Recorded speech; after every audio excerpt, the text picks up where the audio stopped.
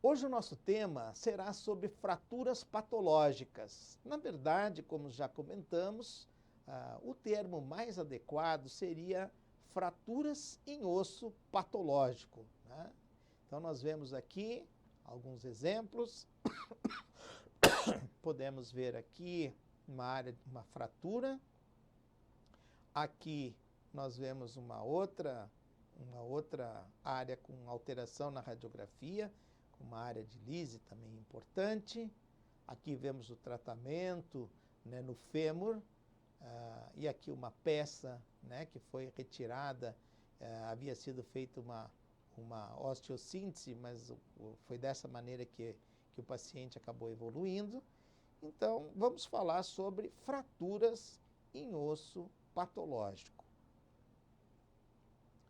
Então, uma das coisas que nos chama a atenção é que o paciente, muitas vezes, quando você tem um osso patológico, não necessariamente esse osso patológico seja devido a uma condição neoplásica, né?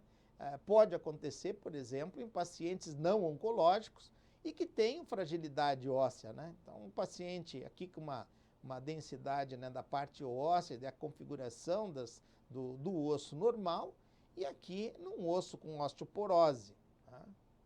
Então, pode acontecer também, por exemplo, antigamente era bastante frequente quando se fazia tratamento conservador por longos períodos, e aí, após retirado o aparelho gessado, você tem uma osteopenia, né, uma perda da mineralização óssea, e esse osso também se encontra fragilizado.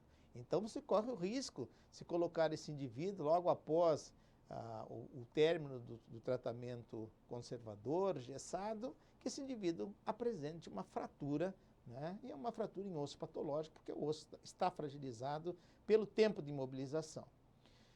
Isso também pode acontecer em indivíduos mais idosos, como nós podemos observar aqui, né? Então, às vezes, um trauma de baixa energia, né, caracterizado então por uma queda da própria altura. Então, nós estamos perante um trauma de baixa energia. Um paciente, né, já idoso e provavelmente já com uso, né, menor uso, e tudo isso vai levando a um certo grau de osteoporose e o risco desse paciente fazer uma fratura, né, num osso que é patológico, né?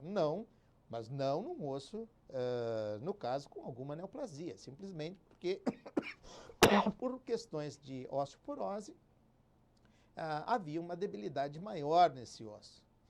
Agora, levando em consideração o tema da nossa aula de hoje, nós podemos dizer que pacientes oncológicos, né, uma causa oncológica, né, ela pode levar a uma fragilidade do osso, por exemplo, a presença de uma metástase, né, ao nível do osso, de um fêmur, por exemplo, do úmero, né, que são regiões bastante frequentes, ou na própria coluna. Isso pode provocar, dependendo, né, do tumor inicial.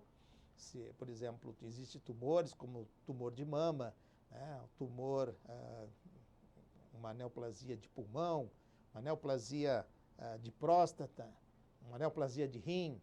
Tudo isso pode levar, você pode ter uma metástase, essa metástase chega até a parte óssea e lá vai provocar uma área, provoca nesse osso o desenvolvimento ali, né, dessas células que são oriundas do tumor primário, e vai provocar no local uma fragilidade óssea, né? Por exemplo, tumor como rim ou pulmão, e mama, eles costumam dar uma área essas áreas com metástase óssea, costumam ter um aspecto lítico, né? Então, com isso, você tem esse osso mais fragilizado, né? O tumor, no caso de próstata, ele também pode gerar, é uma das mais frequentes causas, né, de metástase óssea. Mas, por outro lado, a gente vai falar logo a seguir, não necessariamente ele esteja entre as primeiras causas de fraturas em osso patológico, porque as suas metástases ósseas têm uma característica também blástica.